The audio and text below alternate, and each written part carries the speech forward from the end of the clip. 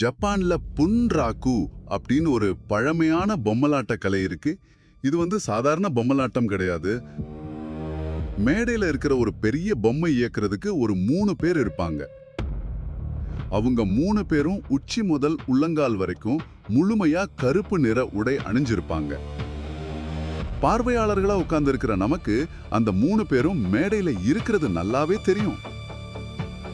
நாடகம் ஆரம்பிச்ச கொஞ்ச நேரத்திலே அந்த பொம்மைக்கு நிஜமாவே உயிர் வந்துருச்சோ அப்படிங்கிற அளவுக்கு ஒரு பெரிய மாய உருவாகிடும். நாம் அந்த கருப்பு உடை அணிஞ்சவங்கள முற்றிலுமா மறந்துட்டு அந்த பொம்மையோட உணர்ச்சிகளோட ஒன்றிடுவோம். இதை கொஞ்சம் யோசிச்சு பாருங்க. நாம வாழ்ந்துகிட்டு இருக்கிற இந்த உலக மேடையை பார்க்கும்போதும் கிட்டத்தட்ட அப்படிதான் இருக்குல்ல. திரைக்கு பின்னாடி இருந்து ஆட்டுவிக்கிறது யார்? உலகத்துல இந்த இல்லுமினாட்டி மாதிரியான ரகசிய அமைப்புகள் தான் அதிகாரத்தை கையில வச்சுக்கிட்டு சாதாரண உழைக்கும் மக்களை பொம்மைகளா ஆட்டுவிக்கிறாங்க அப்படின்னு நிறைய தியரிகள் இருக்கு.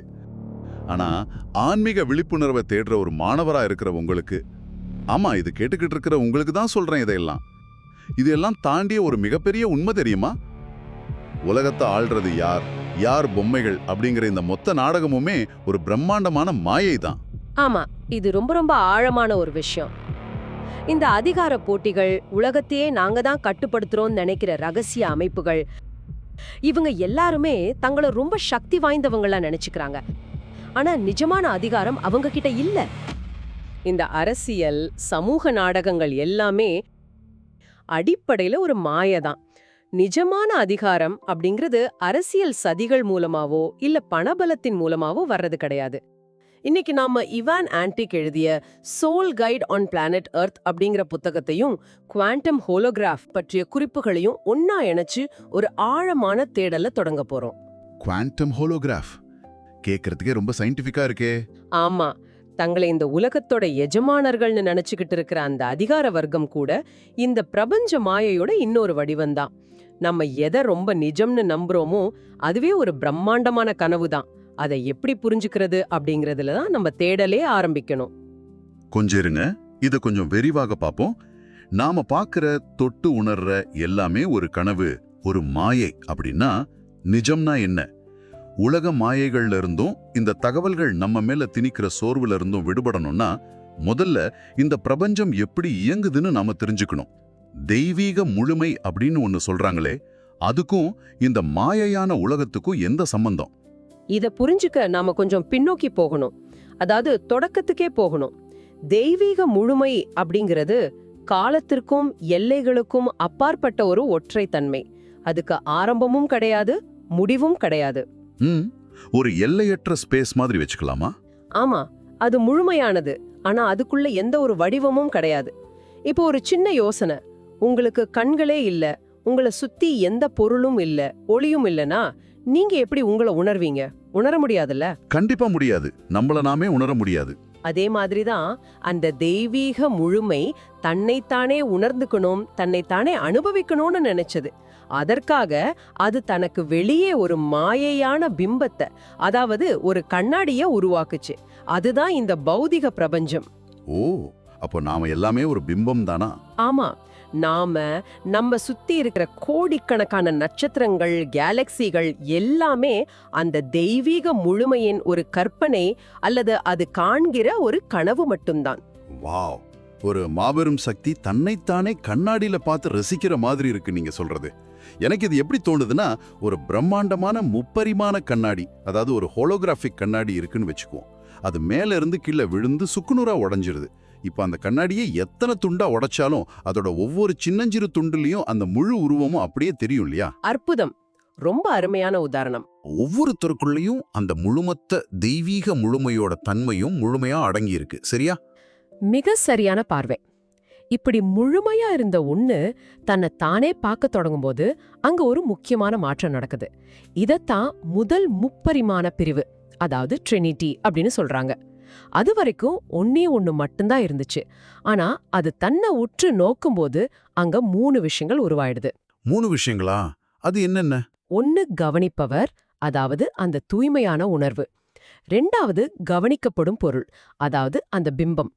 3வது அந்த கவனிக்கும் செயல், அதாவது அந்த பார்வை. ஒண்ணுமே இல்லாத பெருவெளியிலிருந்து இந்த 3 விஷயங்கள் உருவானதுதான் பிரபஞ்சத்தோட அத்தனை படைப்புகளுக்கும் அடிப்படை. கவனிப்பவர், கவனிக்கப்படும் பொருள், கவனிக்கும் செயல். கரெக்ட். ஆமா, இந்த முப்பரிமாணத்தன்மை தான் அணுக்கள்ல இருந்து அண்டம் வரைக்கும் எல்லா இடத்துலயும் பரவி கிடக்குது. கேட்கறதுக்கே ரொம்ப பிரமாண்டமா இருக்கு. ஆனா இது ரொம்ப தத்துவார்த்தமான ஒரு விஷயமா இருக்கு. பிரபஞ்சம் முழுசும் இருக்கிற அந்த மாயை அப்படியே வந்து மனுஷ உடலுக்குள்ள எப்படி வேலை செய்யுது? வெளியில இருக்கிற அந்த மாபெரும் வெற்றிடத்துக்கும் ரத்தமும் சதையுமா இருக்கிற நமக்கும் நடுவுல இருக்கிற பாலம் என்ன? அதுதான் பஞ்சபூதங்களா? ஆமா, ஆனா அது எப்படி நடக்குதுன்னு ஒரு மெக்கானிசம் இருக்கு. முன்னாடி சொன்ன அந்த முப்பரிமாண பிரிவு இருக்கு இல்லையா, அதுல இருந்து எண்ணற்ற அலைவரிசைகள் உருவாகுது. ஒரு குளத்துல 2 கல்ல தூக்கி போட்டா அதோட அலைகள் ஒன்னோடு ஒன்னு மோதி புது புது வடிவங்களை உருவாக்கும் இல்லையா? ஆமா, நிறைய அலைகள் ஒன்னோடு ஒன்னு பின்னி பிணையும். அதே போல இந்த பிரபஞ்ச அலைவரிசைகள் ஒன்னோடு ஒன்னு குறுக்கிடும்போது அதுல இருந்து 5 பரிமாணங்கள் உருவாகுது. அதுதான் பஞ்சபூதங்கள். இது நம்ம உடம்புக்குள்ளயும் மனசுக்குள்ளயும் எப்படி செயல்படுதுன்னு பார்த்தா ரொம்ப ஆச்சரியமா இருக்கும். முதல்ல ஆகாயம். இது தூய்மையான உணர்வு அல்லது வெற்றிடத்தை குறிக்குது. நமக்குள்ள எண்ணங்கள் உருவாகிறதுக்கு முன்னாடி இருக்கிற அமைதியான இடம் இதுதான். ஓகே, பேஸ் அல்லது அடித்தளம். கரெக்ட். 2வது காற்று. அந்த வெற்றிடத்திலிருந்து உருவாகிற எண்ணங்கள், ஐடியாக்கள் எல்லாமே காற்று தத்துவத்துல அடங்கும். 3வது நெருப்பு. வெறும் எண்ணங்கள் மட்டும் இருந்தா போதுமா? அந்த எண்ணத்தை செயல்படுத்துறதுக்கான உந்துதல், ஆர்வம், ஒரு நெருப்பு நமக்குள்ள வேணும். அதுதான் நெருப்பு தத்துவம். ஆக்ஷன் எடுக்கிற எனர்ஜி. ஆமா. 4வது நீர். இது நம்ம உணர்ச்சிகளை குறிக்குது. ஒரு எண்ணம் எப்படிப்பட்ட வடிவத்தை எடுக்கணும் தீர்மானிக்கிற திறன் இதுதான். கடைசியா 5வது நிலம். நாம மனசுல நினைச்ச ஒரு விஷயம் பௌதிகமா, அதாவது நிஜத்துல ஒரு பொருளா உருவெடுக்கிறது தான் நிலம். இந்த 5 பரிமாணங்கள் தான் ஒவ்வொரு நொடியும் நம்ம வாழ்க்கையை இயக்குது. இது ரொம்ப சுலபமா புரிஞ்சுக்க நான் ஒரு ஒப்புமையை பயன்படுத்தலாமான்னு பார்க்கறேன். கொஞ்சம் இருங்க, இதை எப்படி சொல்லலாம்? ஓகே, இது ஒரு வீட்டை கட்டுறது மாதிரி இருக்கு. முதல்ல வீடு கட்ட நமக்கு ஒரு காலி இடம் தேவை. அந்த காலி இடம் தான் ஆகாயம். அப்புறம் அந்த வீட்டை எப்படி கட்டலாம், எத்தனை அறைகள் வேணும்னு நம்ம மூளையில ஒரு சிந்தனையும் வரைபடமும் உருவாகுது. அதுதான் காற்று. Correct, super. அதுக்கப்புறம் இந்த வீட்டை நாம எப்படியாவது கட்டி முடிக்கணும் அப்படிங்கிற ஒரு தீவிரமான ஆசையும் வேகமும் நமக்குள்ள பிறக்குது இல்லையா? அதுதான் நெருப்பு. பிறகு அந்த அறைகள் எவ்வளவு அழகா இருக்கணும், எந்தெந்த வண்ணங்கள்ல இருக்கணும்னு நாம கற்பனை செஞ்சு நம்ம உணர்ச்சிகளால அதை நிரப்புறோம். அது நீர். கடைசியா செங்கல், சிமெண்ட் எல்லாம் வச்சு நிஜமாவே அந்த வீட்டை கட்டி முடிச்சு ஒரு உருவமா மாத்துறோம். அதுதான் நிலம். அப்ப பிரபஞ்சம் தன்னை தானே படைச்சுக்கிற அதே தொழில்நுட்பத்தை வச்சுதான் நாமும் ஒவ்வொரு நாளும் வாழ்ந்துகிட்டு இருக்கோமா? உறுதியா நீங்க சொன்னது ரொம்ப பொருத்தமான உதாரணம். ஆனா இங்கதான் ஒரு சிக்கல் இருக்கு. இந்த 5 பரிமாணங்களையும் வச்சு நாமும் பிரபஞ்சம் மாதிரி படைக்கிறோம், சரி. ஆனா நாம நினைச்சது எல்லாமே நாம நினைச்ச மாதிரி நடக்குதா? கண்டிப்பா இல்ல. நிறைய நேரத்துல எல்லாம் சொதப்பிடும். ஆமா, பல நேரங்கள்ல நாம ஒரு நல்ல இலக்கை நோக்கி பயணிக்க ஆரம்பிப்போம். ஆனா பாதியிலேயே அது எங்கேயோ திசை மாறி போயிடும். அது ஏன் நடக்குது தெரியுமா? அங்கதான் ஆக்டிவ் விதி அப்படிங்கிற ஒண்ணு செயல்படுது. ஆக்டிவ் விதியா? அது இசையில வர்ற வார்த்தை மாதிரி இருக்கே. ஆமா, இசையில இருக்கிற அதே தத்துவம் தான். எந்த ஒரு செயலும் அதிர்வலையும் நேர்கோட்டுல பயணிக்காது. அது ஒரு அலை மாதிரி தான் போகும்.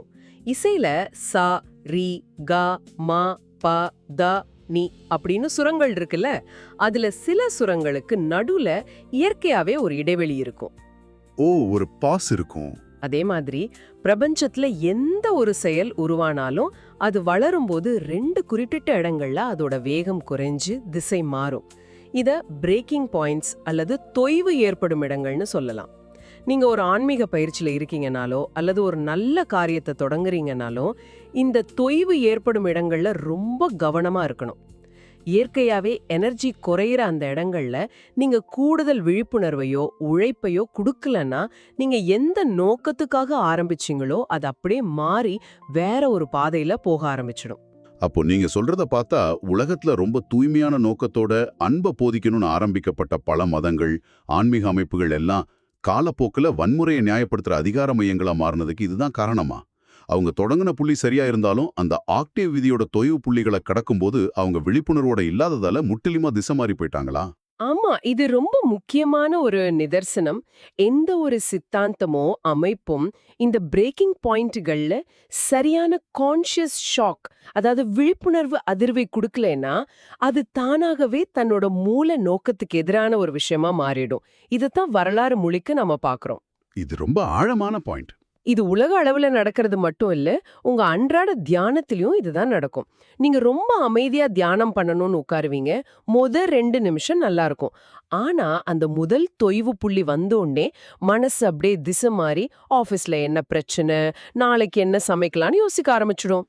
ஆமா ஆமா, இது எல்லாருக்கும் நடக்கிறது தான். நாம தியானம் பண்றோம்னு நினைச்சுக்கிட்டே நிஜத்துல வேற ஏதோ கற்பனையில இருப்போம். அதனால தான் ஒவ்வொரு நொடியும் இந்த விழிப்புணர்வு ரொம்ப அவசியம். விதியோட சவால்களையும் பார்த்தோம். இது உண்மையிலேயே ரொம்ப ஆச்சரியமான இடம். இப்போ எனக்குள்ள ஒரு பெரிய கேள்வி வருது. இவ்வளவு சிக்கலான, இவ்வளவு மாயைகள் நிரம்பிய இந்த மனித உடலுக்குள்ள வர்ற ஆன்மா எங்கிருந்து வருது? அது எப்படி இந்த வாழ்க்கைக்கு தயாராகுது? எடுத்த உடனே ஒரு ஆன்மா மனுஷனா பறந்துட முடியுமா? நிச்சயமா முடியாது. மனித பிறவி அப்படிங்கிறது பரிணாம வளர்ச்சியில ரொம்ப ரொம்ப நுட்பமான ஒரு கட்டம். ஆன்மா அப்படிங்கிறது அந்த தெய்வீக முழுமையிலிருந்து வந்த ஒரு சின்ன பொறி. தத்துவத்துல இத மோனாட் அப்படின்னு சொல்வாங்க. ஓகே, மோனாடு. ஒரு தூய்மையான ஆற்றல் நேரா மனித உடலோட கருமாவையும் சிக்கலான உணர்ச்சிகளையும் தாங்க முடியாது. அது எரியற நெருப்புக்குள்ள கைய விடுற மாதிரி ஆயிடும். அதனால ஆன்மா முதல்ல ரொம்ப எளிமையான வடிவங்கள்ல, அதாவது தாதுக்கள், செடிகள், மரங்கள், அப்புறம் விலங்குகள்னு பல பரிமாணங்கள்ல பயணம் செஞ்சு பயிற்சி எடுக்குது.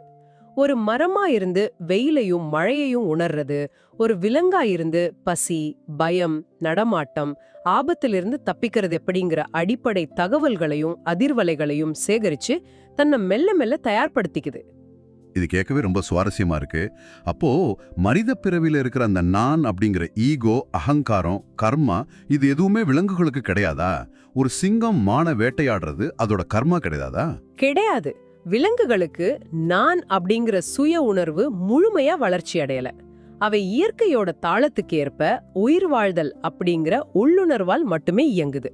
அதுல நல்லது கெட்டது இல்ல. ஆமா, அது வெறும் சர்வைவல் மட்டும்தான். கரெக்ட். ஆனா மனுஷனா மாறும்போது சுய உணர்வு வந்துடுது.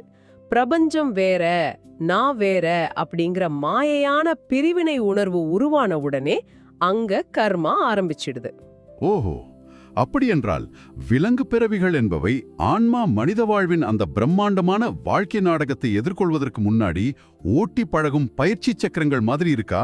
நாம சின்ன வயசுல சைக்கிள் ஓட்ட கத்துக்கும் போது கீழே விழாம இருக்க 2 பக்கமும் சின்ன சக்கரங்கள் வச்சிருப்போமே, அது போல விலங்கு பிறவிகள்ல கர்மா அப்படிங்கிற பெரிய சுமை இல்லாம உயிர் வாழ்தலை மட்டும் ஆன்மா பாதுகாப்பா கத்துக்குது அப்படின்னு சொல்லலாமா? ஆமா, கிட்டத்தட்ட அப்படிதான். ரொம்ப சரியான உதாரணம். அந்த பயிற்சி சக்கரங்களை கழட்டிட்டு மனித உடலுக்குள்ள வரும்போதுதான் உண்மையான சவாலே ஆரம்பிக்குது. ஆனா இங்க கவனிக்க வேண்டிய விஷயம் என்னன்னா, பூமியில இருக்கிற எல்லா மனுஷங்களும் ஒரே மாதிரியான ஆன்மீக முதிர்ச்சியில இருக்கிறது கிடையாது. அது உண்மைதான், எல்லாரும் ஒரே மாதிரி இல்ல. அவங்க பல பிறவிகள் எடுத்திருந்தாலும் மனித உடலுக்குள்ள வந்த பிறகு அவங்க எந்த அளவுக்கு விழிப்புணர்வை தக்க வச்சுக்கிறாங்க அப்படிங்கறத பொறுத்து ஆன்மாக்களை 3 வகையா பிரிக்கிறாங்க. இளம் ஆன்மாக்கள், நடுத்தர ஆன்மாக்கள் மற்றும் வளர்ச்சி அடைந்த ஆன்மாக்கள். இளம் ஆன்மாக்கள்னா வயசுல சின்னவங்க கிடையாது, ஆன்மீக முதிர்ச்சியில ஆரம்ப கட்டத்துல இருக்கிறவங்க, அப்படிதானே? அவங்கள பத்தி கொஞ்சம் விளக்கமா சொல்லுங்களேன். இதுல ஒரு பெரிய ஆச்சரியம் என்னன்னா, பூமியில இருக்கிற மக்கள்ல சுமார் 90% பேர் இந்த இளம் ஆன்மாக்கள் தான். 90%? ஆமா, இவங்க மனித பிறவியோட ஆரம்ப கட்டங்கள்ல இருக்கிறாங்க. அதனால இவங்களுக்கு கரடுமுரடான பௌதிக அனுபவங்கள் மேல மட்டும்தான் நாட்டம் இருக்கும். பணம், அதிகாரம், உடல் இன்பங்கள், புகழின் உச்சியில இருக்கிறது, இது மட்டும்தான் அவங்களுக்கு நிஜம். தாங்கள் ஒரு ஆன்மா அப்படிங்கிற உணர்வே அவங்களுக்கு துளியும் இருக்காது. அவங்க தங்களை வெறும் உடலாவே அடையாளப்படுத்திக்கிறாங்க. கரெக்ட். தங்களை வெறும் உடலாவும் தங்கள் பதவியாவும் மட்டுமே அடையாளம் காண்பாங்க. இதனால என்ன ஆகுதுன்னா, அவங்களோட விழிப்புணர்வு ரொம்ப கீழான நிலையில இருக்கு. இந்த வெற்றிடத்தை பயன்படுத்தி அமானுஷ்ய சக்திகள் அல்லது இருள் சக்திகள் அவங்கள சுலபமா ஆக்கிரமிச்சிடும். இல்ல, ஒரு நிமிஷம் இருங்க. 90% மக்கள் இப்படி இருள் சக்திகளால ஆக்கிரமிக்கப்பட்டிருக்காங்கன்னு சொல்றீங்களா? இது கேட்கவே கொஞ்சம் அதிர்ச்சியாவும் பயமாவும் இருக்கு. அப்போ உலகத்துல நடக்கிற வன்முறைகள், போர்கள், மற்றவர்களை அழிக்க நினைக்கிறது, இது எல்லாமே இந்த இளம் ஆன்மாக்களால தான் நடக்குதா? அவங்க இயல்பிலேயே கெட்டவங்களா? இது ரொம்ப முக்கியமான கேள்வி. இத ரொம்ப தெளிவா நாம புரிஞ்சுக்கணும். எந்த ஒரு ஆன்மாவும் இயல்பிலேயே கெட்டது கிடையாது. ஆன்மா எப்பவுமே தூய்மையானது. அன்பும் ஒளியும் மட்டும்தான் அதோட குணம். அப்போ ஏன் இவ்ளோ அழிவுகள் நடக்குது? ஏன்னா அவங்களோட விழிப்புணர்வு குறைவா இருக்கிறதால, தங்கள ஒரு உடல்னு நினைச்சுக்கிற அறியாமையால, அவங்களோட மனசையும் உடலையும் வேற சில சக்திகள் கட்டுப்படுத்த ஆரம்பிச்சிடுது. நம்ம தொடக்கத்துல பேசணும்ல, உலகத்தை ஆட்டி வைக்கிற இல்லுமினாட்டி மாதிரியான ரகசிய அமைப்புகள், அதிகார மையங்கள், அவங்களுக்கு தேவையான ஆற்றல் எங்கிருந்து வருது? இந்த 90% இளம் ஆன்மாக்கள் வெளிப்படுத்துற பயம், கோபம், பேராசை, இதிலிருந்து தான் அவங்க தங்களுக்கு தேவையான சக்தியை உறிஞ்சிக்கிறாங்க. ஓ, இவங்களோட நெகட்டிவ் எனர்ஜி தான் அவங்களுக்கு உணவு மாதிரி. ஆமா, அந்த ஆன்மாக்கள் தீமையானவர்கள் கிடையாது. ஆனா அவங்க ஆழ்ந்த தூக்கத்துல, அறியாமையில இருக்கிறதால அவங்க சுலபமா ஆட்டி வைக்கப்படுறாங்க. புரியுது. அதாவது வண்டி ரொம்ப நல்ல வண்டி தான், ஆனா டிரைவர் தூங்கிட்டு இருக்கறதால வேற யாரோ ஸ்டியரிங் பிடிச்சிட்டாங்க. சரி, இப்போ நடுத்தர ஆன்மாக்கள் அப்படின்னா யாரு? அவங்க எப்படி இருப்பாங்க? நடுத்தர ஆன்மாக்கள் அந்த 90%த்திற்கு பிறகு வர கொஞ்ச பேர். இவங்க வெறும் பௌதிக ஆசைகளை தாண்டி சிந்திக்க ஆரம்பிச்சவங்க. இவங்களுக்கு கலை, இலக்கியம், அறிவியல், சமூகத்தை மேம்படுத்துறது மேல அதிக ஆர்வம் இருக்கும். தாங்கள் வெறும் உடல் மட்டுமல்ல, தங்களுக்குள்ள ஏதோ ஒண்ணு இருக்கு அப்படிங்கிற தேடல் இவங்களுக்கு ஆரம்பிச்சிருக்கும். ஒரு விழிப்புணர்வு ஆரம்பிக்கும் ஸ்டேஜ். ஆமா, இவங்க ஓரளவுக்கு அந்த அமானுஷ்ய சக்திகளோட கட்டுப்பாட்டிலிருந்து வெளியே வந்து தங்கள் வாழ்க்கையை தாங்களே தீர்மானிக்க தொடங்கியிருப்பாங்க. ஓகே, இறுதியா ரொம்ப குறைவான எண்ணிக்கையில் இருக்கிற வளர்ச்சியடைந்த ஆன்மாக்கள், இவங்க தான் அந்த பொம்மலாட்டு கயிறுகள் எல்லாம் அறுத்தறிஞ்சவங்களா? அவங்க உடலும் மனசும் முழுமையா அவங்க கட்டுப்பாட்டுல இருக்கும். எந்த இருள் சக்தியும் அவங்கள நெருங்கவே முடியாது. அவங்க எந்த ஒரு பலனையும் எதிர்பார்க்காம வெறும் தூய்மையான எண்ணம் மூலமாகவே செயல்படுவாங்க. அவங்கள பொறுத்த வரைக்கும் இந்த உலக நாடகம் முடிஞ்சிருச்சு. அவங்க ஒவ்வொரு மனிதனுக்குள்ளயும் ஒவ்வொரு பொருளுக்குள்ளயும் அந்த தெய்வீக முழுமையை மட்டுமே தான் பாப்பாங்க.